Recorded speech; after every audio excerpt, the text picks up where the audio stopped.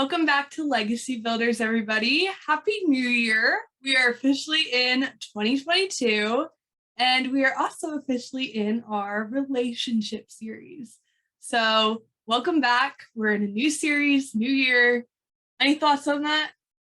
We're just excited. I think, man, we got our first series down, the Legacy series. Hope y'all enjoyed that. And we're really excited to start, kind of like we had mentioned in one of our other podcasts, that this is really the series that really launched this idea for legacy. And as we talk about relationships, it's probably one of the biggest things in legacy, because if no matter what, we have to deal with people. And no matter what, if you're married, you're going to deal with your spouse. You got to learn how to work together and have relationships, and even with your children. Just relationships, there's no way out of legacy. And Madison and I just have a special story, and this is the episode that it was really near and dear to both of our hearts to be able to communicate with you. And so that's why we're launching this relationship series. It's our first series outside of our foundation of legacy. Yes, this is one of the components we talked about, and I would say it's a very key component to legacy, like you just said. Totally agree with that, because if there's not relationship, then how are you supposed to build legacy? If you can't communicate with people, how are you supposed to build legacy? Just relationship is such a key component. So that's why we're starting with this component. Like you said, this is what kind of launched the whole idea for legacy. And so this episode, we're going to talk about our story and just like our relationship, the importance of parent-kid relationships, the importance of father-daughter relationships. And so, we're going to talk all about our story. And I just want to start by saying thank you, Dad. Thank you for the time that you put into learning how to be a good dad even before I was born. I'm the firstborn, I'm the oldest. And so there's some trial and error things and some trial and success. And so, but I just want to thank you, because really all of the time that you have spent and put into this relationship is what it is today. That's why it's so great. That's why, yeah. Well, yeah. Well, to add on to that, though, thank you for responding. It's a big thing that Madison and I go back and forth, and it's really a great relationship response too, because a lot of times we don't take credit for things. Like people tell me, "Oh, you did a good job raising Madison." I said, "Well, I was only part of the equation. I taught her things, but Madison did a great job in responding." And so that's it goes back and forth, and so we always tag team back and forth with that. And she did a great job responding, and we just get to tell our story. And throughout this relationship series, like Madison said, we're going to start off with relationship with our story, but throughout this series, you're going to hear on marriages, you're going to hear on friendships, you're just going to hear topics of relationships. So we're going to cover a bunch of stuff, but in this particular episode, we're going to tell our story. Not that our story, we're not claiming to be perfect. We're not claiming to have it all together. We can only tell from our perspective, and we feel that our story is a good one, and we have a lot of examples. We have a lot of lessons, tips that we feel that we did a lot of good things right, and we just want other people to hear our story, and because people ask us about our story. And my dad, he did a lot of things right. He did a lot of great things. And I think we just hope that we can be an example. And I hope my dad can be an example to fathers out there. I hope we can be an example of what a father-daughter relationship, a healthy one, can look like. Because I know it's a really broken piece in this world today. It's something that we're missing, is especially father-daughter relationships. And I think that relationship is so incredibly important, especially for the daughter. That really sets up marriage, like going into marriage, who you pick as your partner. You might not know, it might not be at the forefront of your mind, but what you grew up with and who you grew up as a father figure, not even figure, just as a father, is who you unconsciously pick as your partner as well. And it also, like, whoever your father is, that's also what you base God off of. And that's an important factor that we'll dive into a little bit later in this episode. But this relationship is just so incredibly important, and so that's why I think we're starting with this, and it's our story. So Yep. And so Madison's going to mostly direct this episode and kind of talk about stuff. I'll add in some topics, but a lot of her friends growing up, and just we just see that broken relationship, and it hurts our heart, and we just want to try to help. And again, we're not trying to say that we're perfect, that we have it right and you're wrong. That's not the case. We just hope that you can glean some stuff and improve the relationship, because it's never too late. I don't care how old you are, it's never too late. And I mean, I'll have a story later in this session about the relationship with me and my dad that wasn't the greatest, but it changed. And and this is later in life. So for me, I like Madison had said, I have a responsibility. I learned early on, before I ever started having kids. We got married, and I started just studying on how to raise kids, and kind of evaluating the relationship that I wanted to have with my son, with my daughter, with my kids. And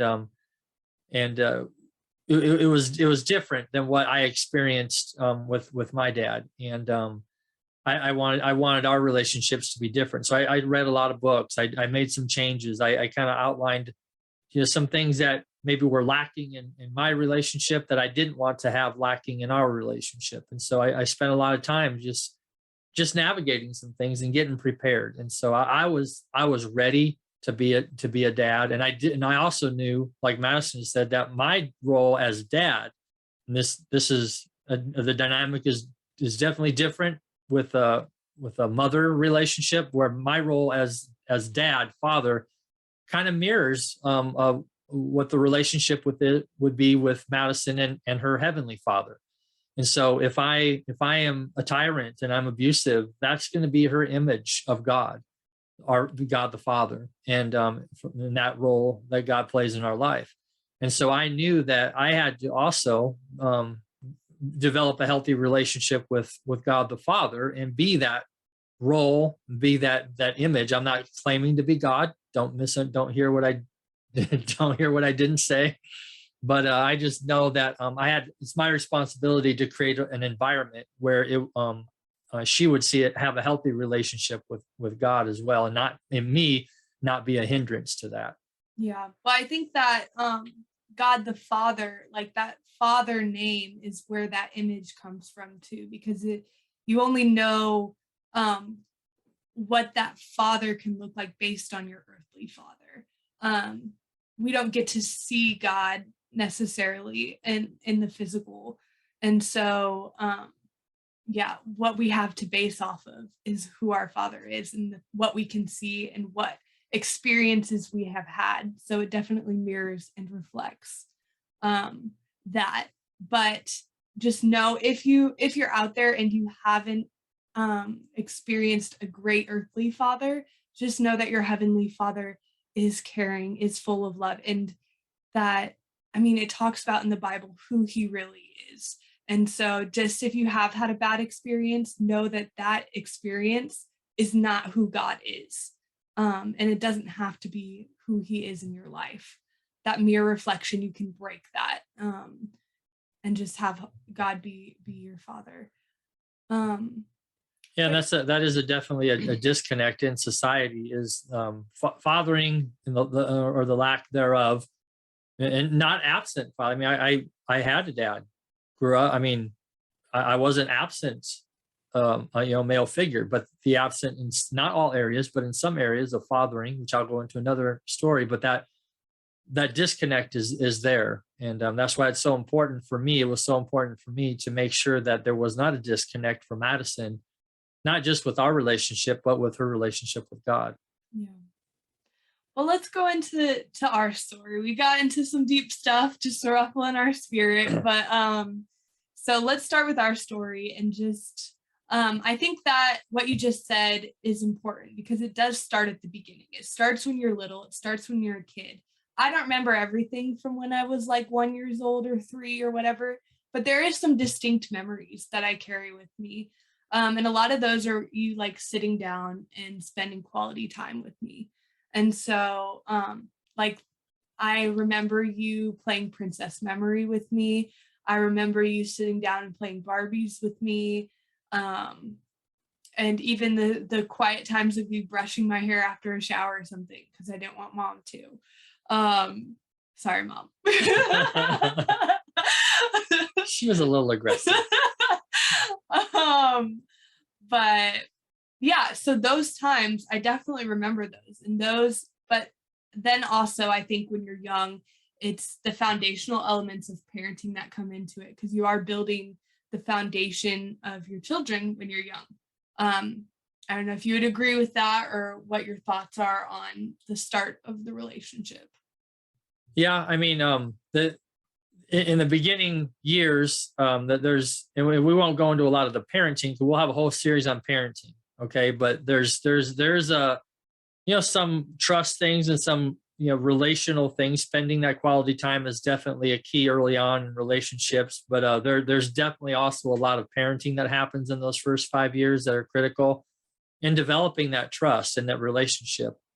It doesn't seem like it's a relationship building, but it is a trust building, and sometimes the discipline part helps to build that trust. But we'll dive into that more in the parenting series. But quality, I think the relational part of when you're younger, what matters is actually sitting down, taking a step back, and just spending time with your kid and just focusing on them and paying attention to them.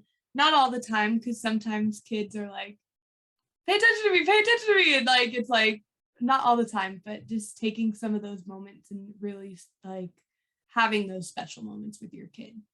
Well, let me bring one thing up and see what you think about this. Okay. And what, because and this is the balance between discipline and relationship. And I'll explain it this way. Like for me, there's a difference between discipline and spanking. Spanking does not equal discipline. Mm-hmm. Okay, so if I tell Madison, don't go there, and she looks at me and looks there and decides to go there, she just disobeyed, and I said, I told you not to go there, and she goes there anyway. I said, if you don't stop, you're going to get a spanking. She doesn't stop. She keeps going. One more time. I'm going to give you one more time. If you better stop or you're going to get a spanking. So she does it again. What just happened is they're looking for a line. There's a trust that you are establishing with them right now. They're trying to figure out, at what point do they believe you? At what point do they believe what you're saying? Okay, so there's a trust that happens. And for me, then what happens is the parent now gets out of frustration after 5 times of telling them, the kid still does it, gets up and goes and starts giving them a spanking. Now, was that discipline or was it frustration? Because what you now told them that they have till the count of 4 or 5 or 6 or 10 or never, if you're never going to do what you say. So there's something involved there of the parent doing what they say they're going to do, and it establishes a trust. On the flip side, let's say I see Madison going towards the stove. Mom just is cooking and she wants to go now put her hand up on the stove. And I say, Madison, don't touch that stove. And she looks at me and looks at the stove and proceeds to the stove. Because I know I have 4 or 5 times. Because she knows she has 4 or 5 times, right? So now I have just put her in a position of danger because I did not set a boundary. I did not set an expectation. And so for me, they had one chance. I said, Madison, don't go there. They went there and I would get up. And what happens most of the time? After 4 or 5 or 6 times, the parent gets up, then the kid stops, right? Then the parent sits down. I said, oh no, you made me get up. There's discipline involved. There's a consequence for not listening to me. So I was a one swat, you get, let's go to your room, get a spanking. They cry, but then what happened afterwards? We had to talk about it. We had to talk about it. Yeah. That's where relationship starts. See? So out of discipline, relationship is being built. I'm establishing a trust. I'm establishing a boundary. And now we're talking about it. And now they don't have a bad image. Do you remember some of the spankings that you got early on? I don't remember any of the spankings that No, like if I'm being completely honest, no. Yeah. But and I don't know, I also don't remember any of the talks we had necessarily afterwards. I just know that we had talks. Yeah. But I do remember us talking this in like middle school or something like that afterwards on we had kind of like a reflection conversation on why all those years um there like what discipline actually meant and what discipline actually taught. And as you were talking about it, it just stuck out to me. You did that, you disciplined not just for the stove and those moments and stuff and boundaries, but you were setting boundaries. And we've had to talk about how boundaries and the line, if that gets crossed, the consequences are bigger as you get older. So the consequences of when I was 5 and touched the stove, like yes, I would get hurt, I would get burned, but the consequences are much bigger as you get older. Like you would say there's life will give you like a lot more consequences. You could go to jail, you could get seriously injured, you could get pregnant, you could get really hurt by, I mean, just like all of these different consequences. You could get fired, you could get lose your job, lose your house, like all of these things. And not even to mention as you get older and have a family, the consequences are even bigger. But that just stuck out to me, is that the discipline, you have to start early, Right. because otherwise life will give you consequences in the end if your parent doesn't. But going back to that trust part of it, is you really were teaching us that you do what you say. Right. And I think everybody, like especially kids, like you need to know that your parent is going to do what they say, because if you don't do what you say in those moments, I don't know, but like I feel like when you say that you love us, how do we know that that's true? That's a good point. I mean, or when you say, if you only do what you say in a part of in an area as a kid, I don't know how they can comprehend the difference. Um, Yeah. And here's what happens. And I see a lot of, let's say the children who grow up maybe with an unhealthy, maybe they got, whooped and not disciplined, and so they have a bad memory of this. And so now they grow up and they have kids, and guess what they're not going to do to their kids? They're not going to spank them. I'm not saying spankings are the absolute to everything. I'm saying discipline is. There's many forms of discipline. I mean, I remember I was big on the spankings, but again, it it wasn't abuse. I was one swat, and then it taught the lesson, and we had to talk about it. Gave them a hug, told them I loved them, and this is you'll find out someday this is to help you, and it did. It helped develop that trust and self discipline. But what happens then later is the parents won't do this because they don't want their kids to experience what they went through. But now, like Madison's saying, now it confuses them because now the new generation of children, they don't have the boundary. They don't have this line. There still was no discipline in another generation. And so you're going to go back and forth to a lackadaisical relationship to an abusive, and it goes back and forth. And at some point, you got to really understand discipline. But we say all this to say that the kids, they really don't care if you're the parent. They don't care how much you know until they know how much you care. And this is what it all boils down to. And even through discipline, done the proper way, in my opinion, provides the kids having that sense of security, trust. They know where the line is. They know who I am. I'm going to do what I say. So later in life, when they comprehend this stuff, that pattern has been set, and they know they can trust me. That was my philosophy through the whole thing. So it was relationship building. So yeah, and I think as the relationship grows and every stage has a new level of trust that has to be built. And so if the foundation before and like the first stage wasn't built on trust, then the stages you have to build on those stages. And so as I enter the years where I actually remember some of the conversations and I'm actually like able to comprehend, where I'm done with the like disciplinary like stage and stuff, but I'm actually coming to you with questions and am trusting you with things. Like this is now where we're at, where we're talking and building trust. And so a lot of those were just questions about like school, questions about friendship, things that I was telling you that I had to build a trust with you and I didn't want you to go tell everybody else. Right. So, Including mom. and what are your thoughts on that? I mean, like expound on that a little bit. Well, yeah. So, again, it's establishing that trust. So now we get to a point in the relationship, in the parenting slash relationship. So now we get to the point. It's not about spankings anymore.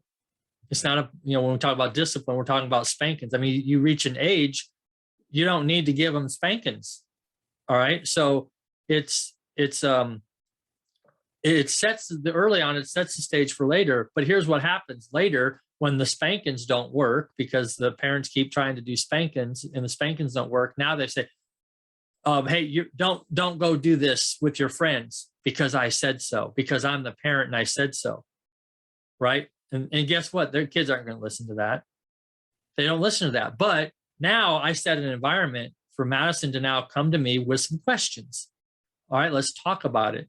All right, well, here's what I would do, and here's what you should do. Not because I'm coming at a point because I said so, and I'm trying to keep you out of this danger and don't do this crazy stuff. I said, okay, the other kids are doing some crazy stuff. Well, let's talk about it. And let's have a dialogue. Here's the consequences. Here's what could happen. Here's what peer pressure looks like. And you would actually, I think what was so impactful too to me is like we would role play. Like you would give examples. Okay, Yeah. if you do this, if you sneak out, here's what could happen. And I'd be like, oh, like that's the reality of what really could happen. guess I didn't think about that. And you would also give examples of your personal history too. You're like, look, like I made some mistakes. I did some things that I probably wouldn't do it at this point knowing what I know, but like, and that I'm trying to help you not to repeat. And so when you were vulnerable in that way and also told me some of your experience, which is probably hit more of a high school age than the middle school age. Yeah. But those were impactful to me because I was like, oh man, like, okay, he's talking from experience on these things, on things that he actually did. And so I'm like, yeah, I don't want to repeat those things if he already has done them. And yeah, no. Yeah. And even into the high school years, we're talking about it. And here's where the biggest thing for me is a lot of parents have this mindset, this attitude that, all right, I'm going to get my kids to a point where they can be self-sustaining and I'm done. They're on their own. I've taught them they don't need me I don't know about you, whoever you are listening and watching this right now, you tell me when you needed your parents the most. Was it when you were 5 years old in those formidable years, or was it during your middle school and high school years? Absolutely. So far, I've not met somebody that said, oh, I really needed them more when I was 5 years old than I did when I was going through high school. No, that's when you needed your parents the most. And most of the time, they don't want to be around because they're so frustrated. They just want you out of the house at this point, and there's a lot of conflict going on. But no, this is the time that I intentionally stepped down from some leadership positions in different organizations that I was in to make sure that I had time to spend with my kids. This is my foundation. This is my family. This is my legacy. I'm not going to mess it up for a leadership position. And then I'm not going to mess up the relationship to say, well, now I'm telling you, don't do this because it's going to make me look bad. Ooh, that's not good. I'm not going to parent and have a relationship and put this pressure on Madison to perform, play sports to make me look good. Do this environment in high school because it makes me look good. Now I'm trying to live out my flaws. I'm trying to live out the things through her that I didn't succeed in my life. That's not relationship. I'm trying to help build. I'm trying to be the foundation for her to become everything that she was put on this earth to be, period. That's my role. Not to live her life, not to live my life through her, not to force my opinions and all that. I'm going to build a foundation. We're going to talk about stuff. If you make it's not about not making mistakes. I'm not trying to get her to be error-free and not ever make mistakes. I want her, when she makes a mistake, I want to be the first one she comes to. And that's how you build the trust. That's how you build a relationship. It builds a security in her. When you make a mistake and you come to me, what happens? You respond. I mean, when I make a mistake and come to you, the response is out of unconditional love, and it's out of, it's okay that you made the mistake. Thank you for coming to me. It's out of a lot of grace and a lot of, like, I remember the first time that I think I came with like a real big mistake, and I was like shocked at his reaction. I don't know why I was shocked, because like everything leading up to our relationship would have kind of led to that being the reaction. But I was kind of like, oh my gosh, like because I feel like I messed up so much, and I was just like, he just responded out of it, it's okay. And I think that's how parents need to respond to your kids, because if they're coming to you out of this vulnerable place of mistake or hurt or something that's meaningful to them, they're not expecting you to respond with, well, they're not, just leave the expectations out of it, but they don't need you to respond with more hurt and more anger and more, because they're already going through that. They're already going through that in their own mind. They're already beating themselves down for it. So yeah, just the response of unconditional love was truly, truly, I mean, yeah. If they don't have you, parents, as a security, who do they have? Where's their security? Where's their comfort? If they don't, if they have to walk around on eggshells, if they have to be perfect in everything that they do, not annoy you because it's inconvenient when they want to have conversations and when they want to have talks, where do they go? Who should they go talk to? That's my question. Because now at age 15, the parenting in the relationship is different than it is at age 5. It's about relationship now. It's about you hopefully developing an environment that your kids could feel comfortable to come and talk to you and handle the pressures of life and handle the problems. And in all honesty, like, so the foundational elements are when you're younger, and building that, who you say you are is what, like, the actions that you take and all that. But that still doesn't entitle you, not entitle maybe, but that still doesn't leave room or make you have a relationship with your kids. That's still something you have to form with them, and that really starts when they're able to comprehend what that even means, when they're able to feel that security to come ask you questions, to know that you're going to be there to talk about mistakes, to talk about the things that are going through their mind in middle school and high school age time. And so I remember one of the key foundational things is that you would talk about and try to prepare me for what was coming up next. You're like, in 6th grade, I think it was, you're like, you're going to start probably going through some peer pressure moments. And we would have you would bring this up. I wouldn't come and say like, hey, because I don't know what peer pressure is at that moment. So that was like a teaching moment where you're teaching me about peer pressure and talking about it, and then it would happen. And then I would actually know what to do in those moments. And then it was another talking point where I could be like, Dad, like it actually happened. Like, and I was able to say no. And then it was another like teaching moment.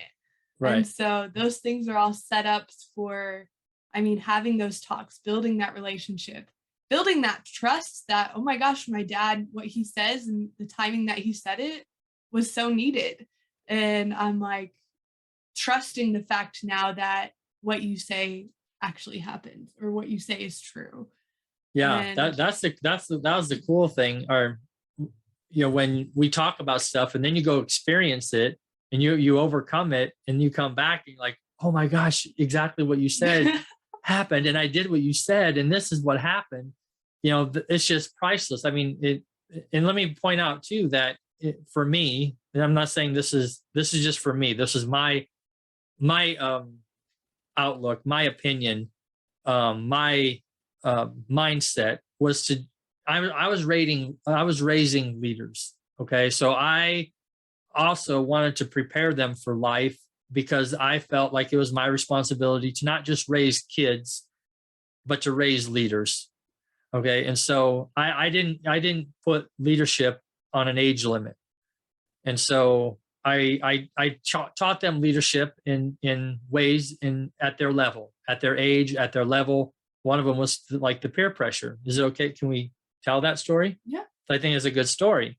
So, she had come to me one time and we started talking about peer pressure and how, you're going to be, wanting to, your friends are going to want you to do this or want you to do that, or, maybe you're going to have a sleepover and they're going to want to sneak out when their parents told them not to.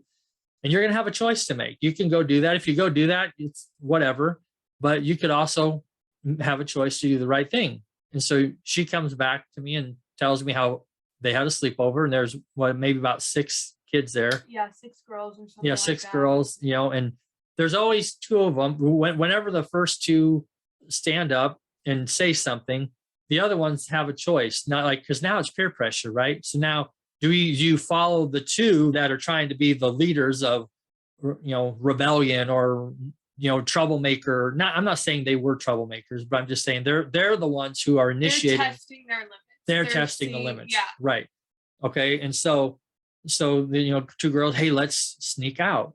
And then it goes around the room. What do you think? You want to go? And then one would say, all right. And another one would say yes. And then the 5th one, then it would get to Madison. And I'd say no. And Madison would say no. Now she's the one. She's the one out of the 6 that said no.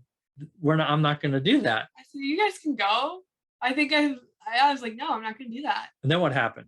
And then a couple other girls spoke up and said, well actually, yeah. I don't want to sneak out. I don't want to do that. And so now it's 3 and 3. And so now it's like, oh, well, let's not sneak out, Right. And so now we don't, but that's leadership.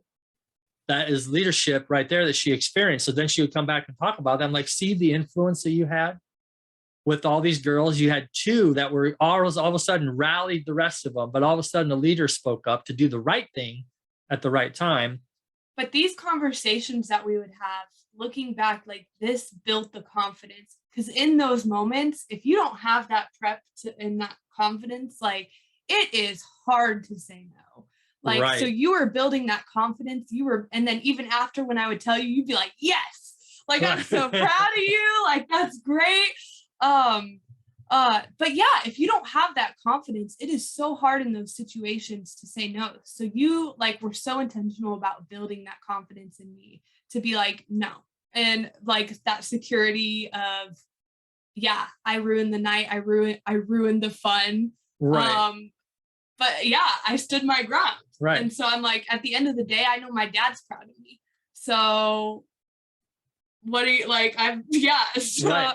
And even in high school, like that helped me say no to drinking. That helped me say no to vaping. That helped me say no to all these situations where there was literally a time where somebody was up in my face, like trying to get me to have a smoke, a vape, whatever. And I was like, no, get that out of my face. Yeah. And so it just builds confidence. And so in these situations, like, that is so part of relationship building and stuff, because that's something for us to talk about. That's something for us where I can build that trust. And now we've opened the door to peer pressure, which is a huge thing throughout middle school and high school that you're dealing with. And now we get to talk about all those peer pressure moments. Now you're the one that I come to about those peer pressure moments, because it's not only lessons, but I trust you to not be like, oh, they said sneak out. Well, I don't want you to hang out with that girl again. Oh, right. So that was important too, because I still hung out with those people. Right. And yeah, please tell me your thoughts on that, actually. Let's dive into that. So yeah, it's like immediately when the kids would come back to tell of a story or a situation, then yeah, you're right. A lot of parents would be like, oh, I don't want you to hang out with them. Well, no, why do we do that? Parents, we have to build, like she said, I help build a confidence through relationship that enables her to go back out to be around the friend. I don't need to put that protective dad syndrome or protective mom syndrome. You're not You trying know, to put oh, me in a bubble.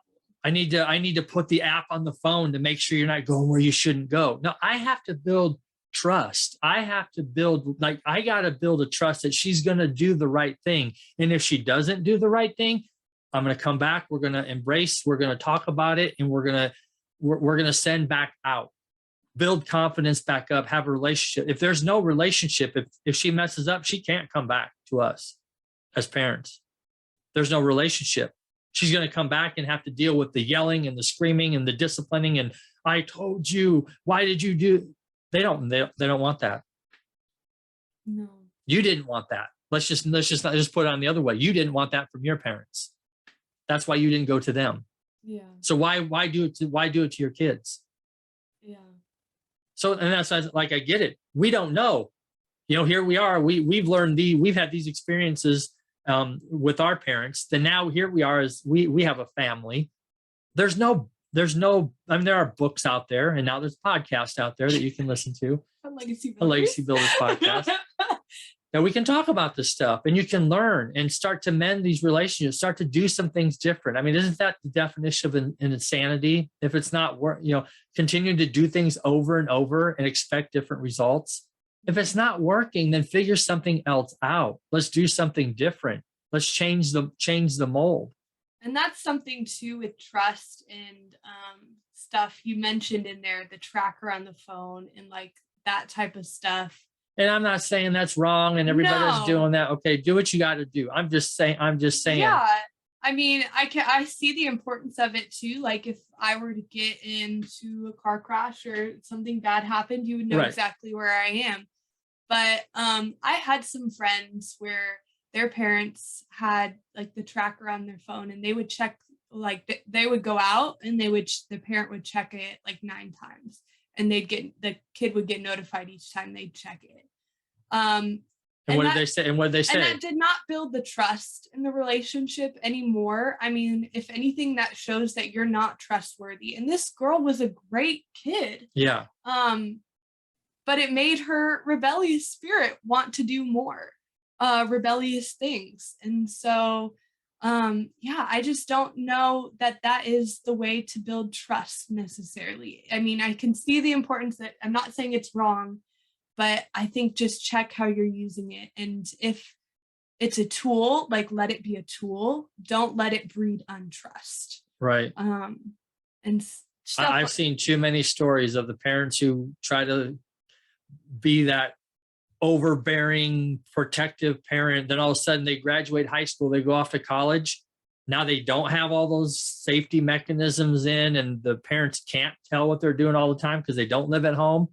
And the kids just go off and experience all of the things that they sheltered them from. And some of them don't recover. And it's sad. Another key foundational thing I think that we like worked on within our relationship is respect, the respect part of things.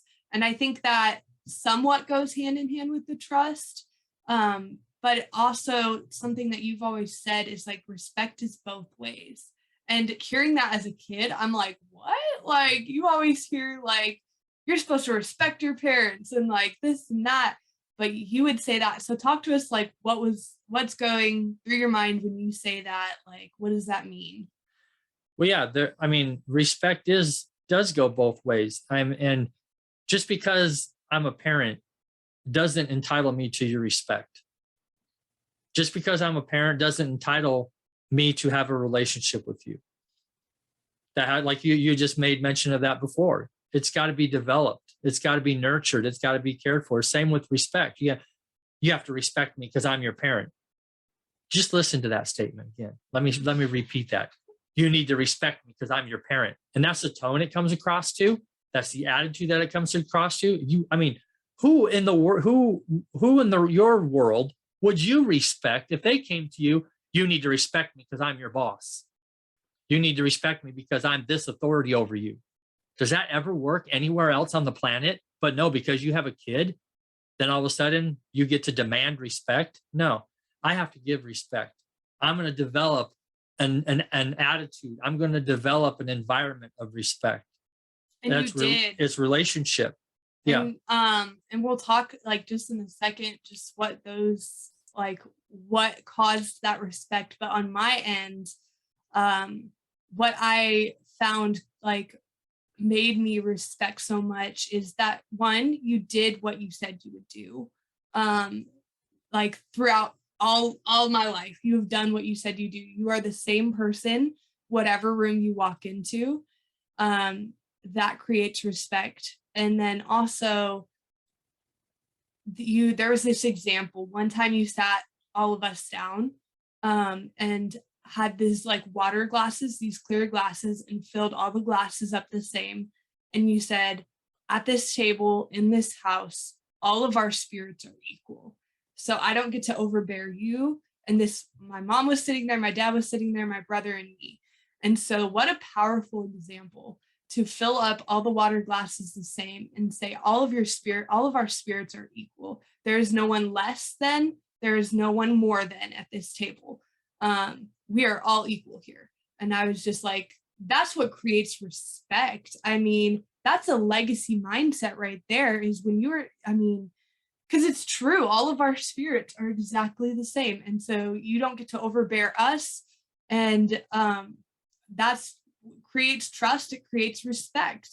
And then there was also some things that created respect of just the fact that you were willing to, when certain family members would come and disrespect me or say things that weren't right to me, you were willing to stand up for me. There was a time where some family members would say like, oh, you're just a tattletale, or you just go tell your dad everything. And you actually stepped in those moments and you were like, don't tell my daughter, she can't come tell things to me. Yeah. Well, I mean, that is just, you want to get my blood boiling, try to ruin the relationship that I spent years establishing, years of trust. So she could come tell me anything and then tell her not to come and tell me. Them's fighting words for me. I'm just saying that I took too much time. I spent too much energy for her not to be able to come tell me. I created an environment for her to feel that she can come and tell me anything.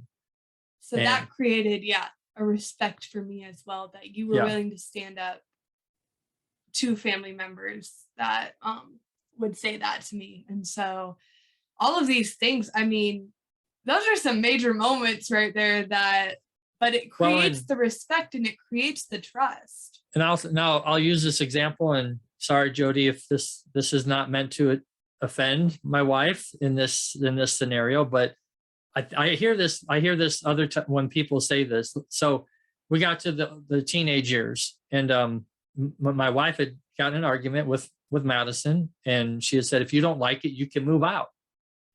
And you want to get my blood boiling again? Yeah. So I'm like, look, you don't get to make that unilateral decision. We had not had that conversation.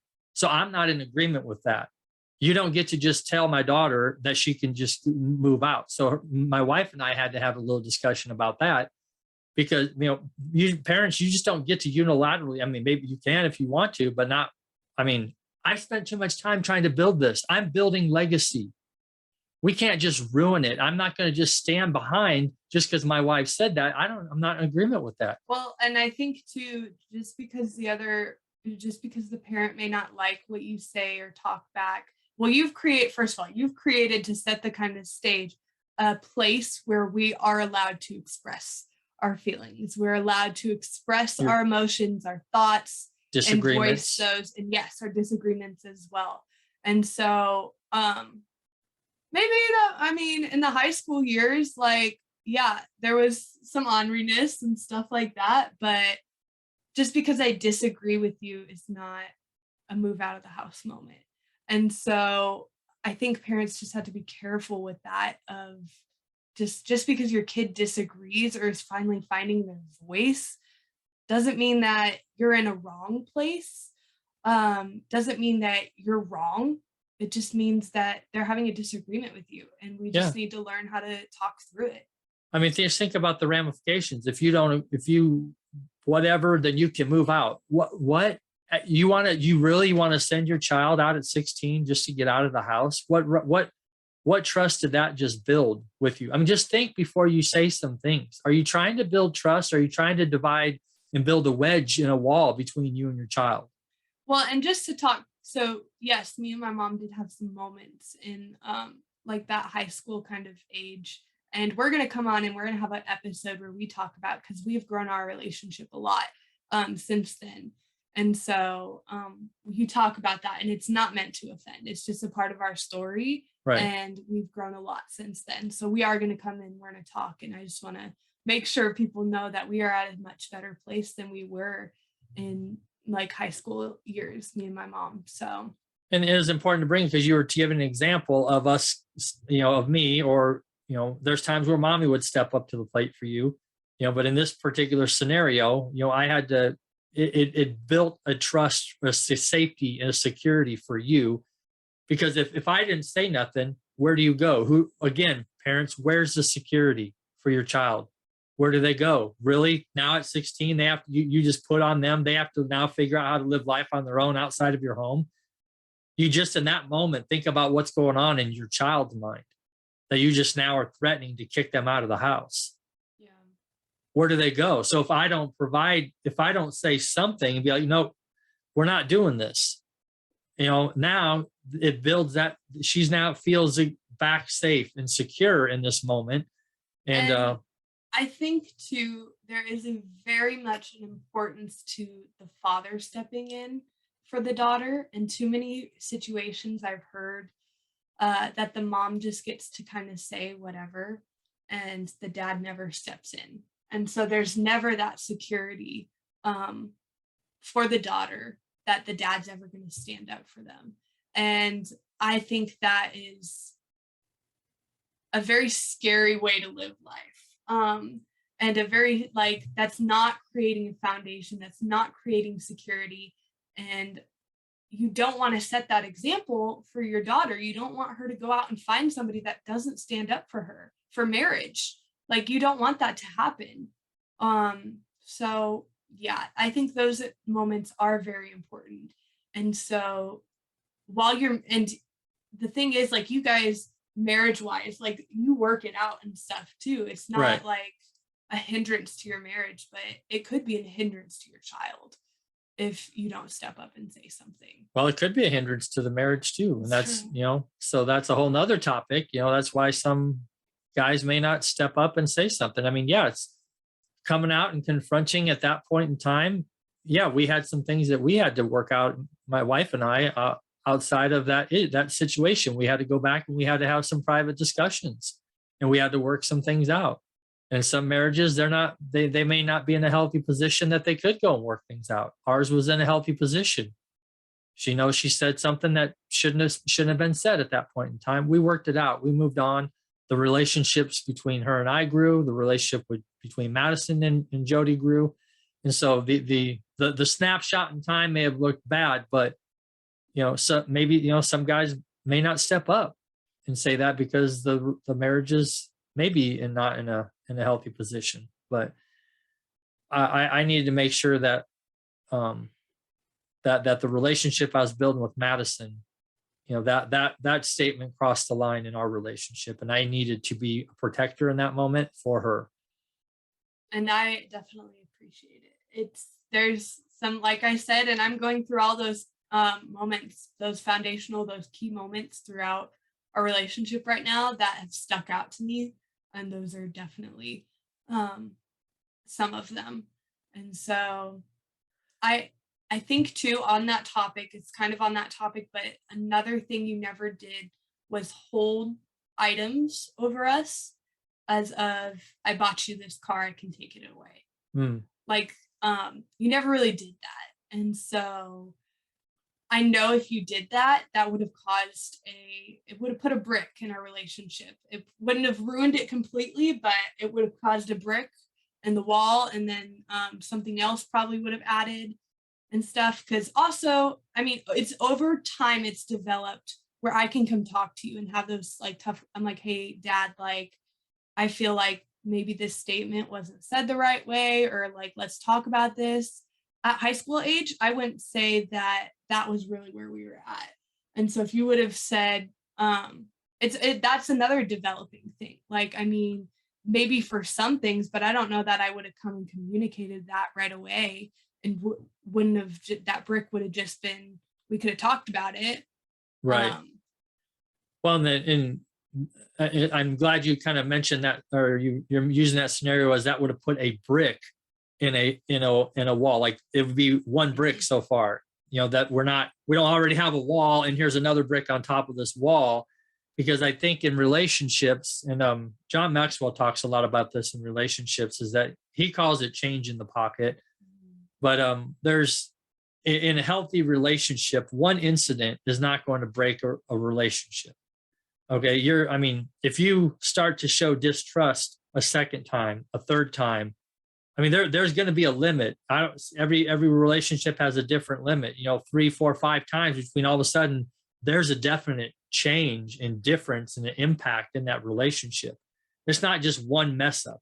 It's just like I didn't expect her to be perfect. She now has learned from that to now give me a little grace too. So if I messed up, she knows she could now at least has attempted. She's like, okay, I'm gonna take a chance here, and I'm gonna go now and attempt to confront dad and say, look, what you did hurt me. What you did was not nice, and gives me an opportunity to correct it Or explain what was going through or your explain it. mind Yeah, too, because that's important sometimes because as there well. is there is a balance. What I said earlier. What worked at 5 years old doesn't work at 15, but I'm still a parent.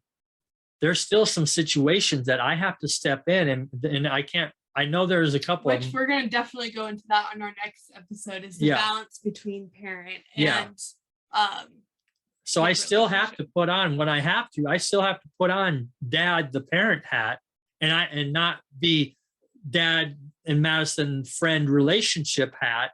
I still have to be able to confront and say, no, look, this is not how we do things. And I have to risk ruining or putting bricks in the wall with my stand, or trust that those relationships that we have built that will pan out, even though it might not be comfortable for her in the moment for me to confront this issue or whatever it is and play dad, or play dad. um that I still have to build boundaries. I still have Yeah. to train. I still have to develop leaders. And sometimes it's not easy. It's inconvenient, and it requires tough conversations, and it requires me taking a stand when it's not popular. Just like she had to experience in the peer pressure, I have to still demonstrate that I'm going to do the same thing. Yeah. And I think that comes with too, like, timing as well. And like you said, I mean, it can come at inconvenient times as well. And most of the time, I'm sure it does as a parent. Um, One of your things is parenting's never like convenient. Right. Um, but I think with timing and like the building of relationship as well, like I think we're at a place right now, even like we've had some really tough conversations where you are dad, you are like mentor type dad and mentor situation where you've called me out on some of my own like crap. And um it's been important, and while it was uncomfortable in the moment, the next day I came back and I was like, hey, like I needed that. And we even had a situation too, not we, you had a situation with Riley, my brother, where he came back and did the same thing, where you had a moment of dad, like I have to do this, I have to say this, we have to have a tough conversation. And the next day Riley came back and he was like, you know what, thank you. And so Yeah. He's it's like, thank you. I needed that. it's, I mean, it is like when you do it in the right way, your kids are thankful for that. Like you didn't come down and like throw down the hammer like you would say, or like this is because I said so, because I'm dad. Like you have your like very good reasonings behind it. And most of those reasonings always stem down to, I'm training you to be a leader. I want you to think about your future. I want to think like it all comes down to this legacy word Legacy. of you're trying to build like legacy. And so you're like, I want you to think about this legacy as a whole. We are all in this legacy together. And so like your actions and your words and your what you do for your future, what you do now impacts this legacy. And so that was really, I mean, what it all boils down to. Yeah. And the Bible says, train up a child in the way they should go, and when they're old, they'll depart from it. They'll not depart from They will not depart from it. I said that. Did I say that wrong? You just said depart. Yeah, they will not depart from it. Yeah. And it doesn't say demand a child in the way they should go. It says train. So there's training involved. We got to explain consequences. I mean, we got to train them. Training doesn't just mean I'm the parent. This is what I said. We got to train them, help them understand, give them some reasoning. Let's sit down and reason with each other and have some discussion. I mean, if it is a situation where it's, no, this is the way we do things in this house, you can still talk about it. You don't have to come at a demanding perspective. No, you're going to do this because I'm the parent. You don't know, you're not going to do that, or I'm going to take the car away. You can do all of those things, mom or dad. You can say all those things. We're just trying to help you to understand there are consequences to the relationship when you do certain things in certain ways. And when you do certain things in better ways, there are consequences on the good side in that relationship. That's all we're trying to point out. I'm not trying to say it's right or it's wrong.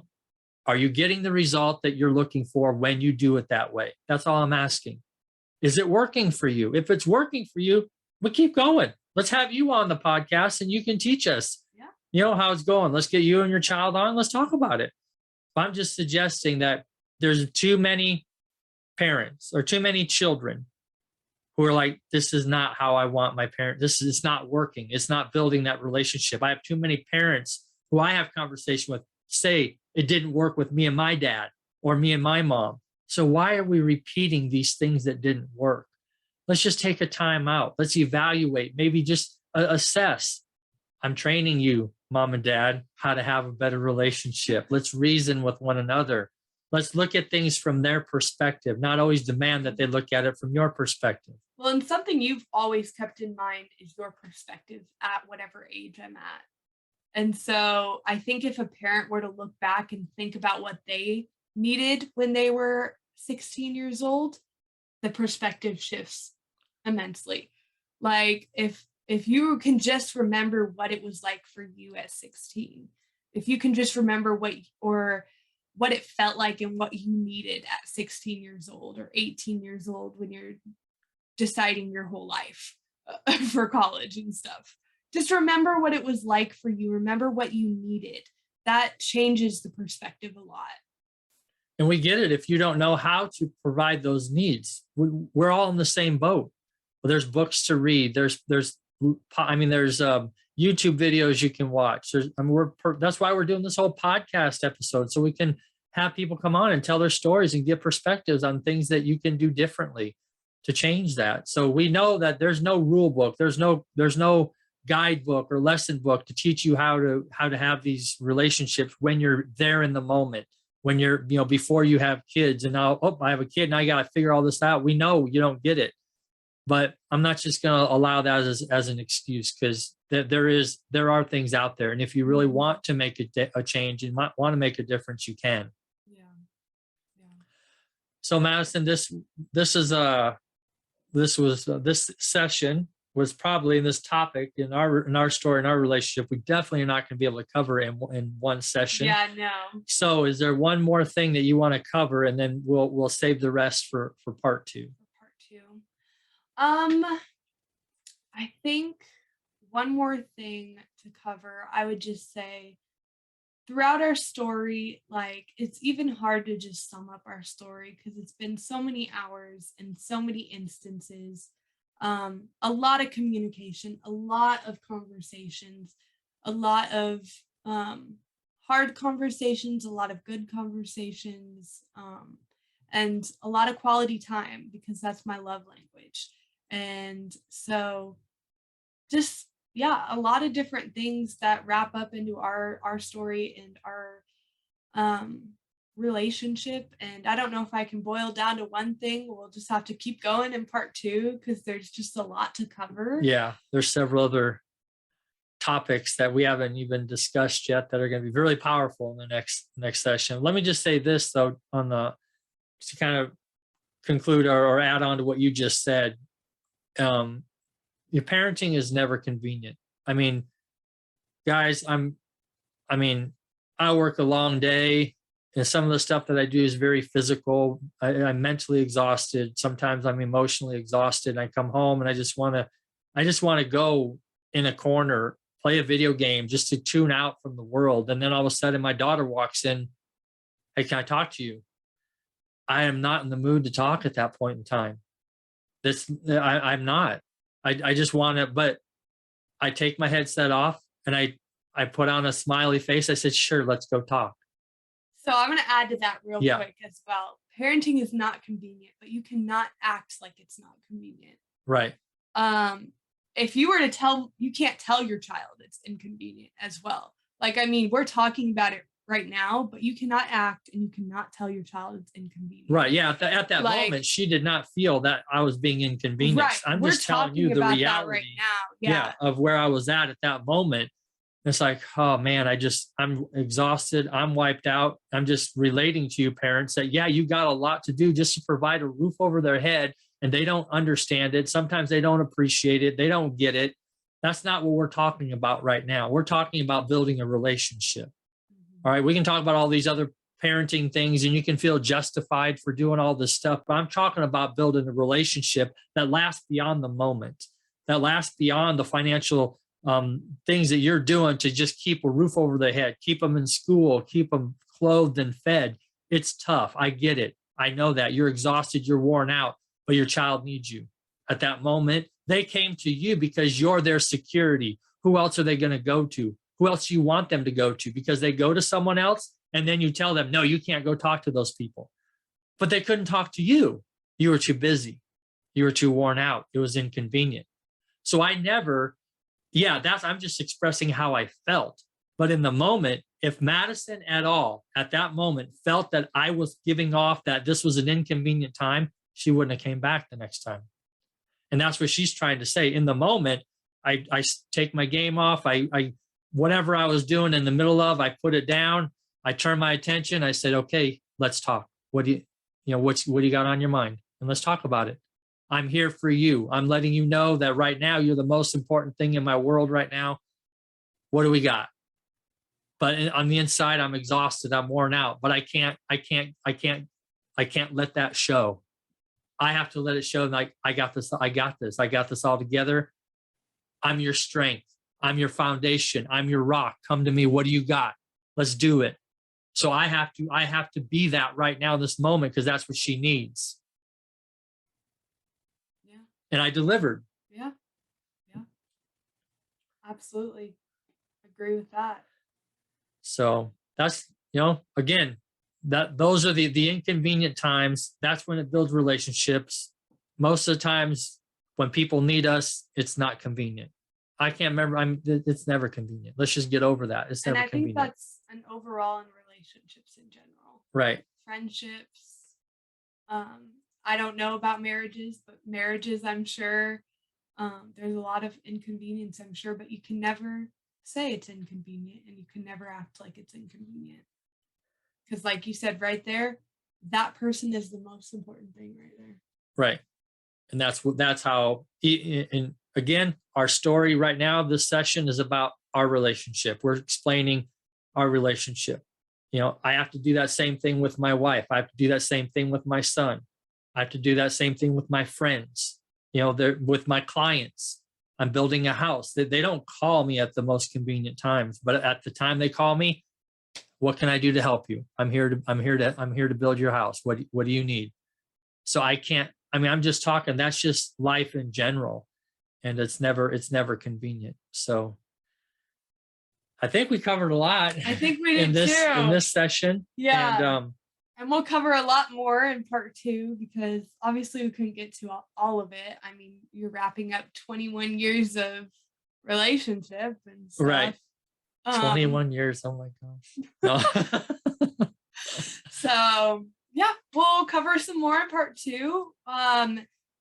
We're going back to kind of our format of we'll have this episode and then we'll have a guest speaker and then we'll have another episode with just us or maybe a special friend or somebody like family member, something like that. And so yeah, we look forward to seeing you in part 2 of this one, and then also our special guest next week. Thanks so much for joining us today on the Legacy Builders podcast. Make sure to share this episode with your friends and family, and remember, today is a great day to start building your legacy.